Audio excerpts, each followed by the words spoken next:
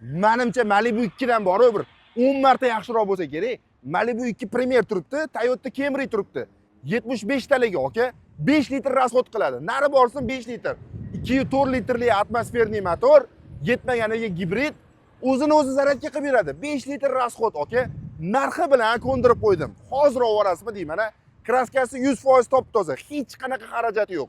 53 mingmi, 54 ming kilometr yurgan. Родной пробеги. Aka, mashinamiz yaxshigina komplektatsiyasi ham zo'r. Luklarigacha bor. Balon diska holatlari ham zo'r bor. Aka, bu 70 talik emas, 75 talik, aka. 23-yil. Chisti yaponka. Salon holatlarini qarang. JBL akustikasi, kattalab monitor, hamma joylari zo'r bo'lib turibdi. Bironta joyda bir kir bosgan, yirtilib ketgan, chirtilib ketgan joylari yo'q. Yaqinda moylarigacha almashtirib qo'yishibdi. Balon diska holatlari ham zo'r.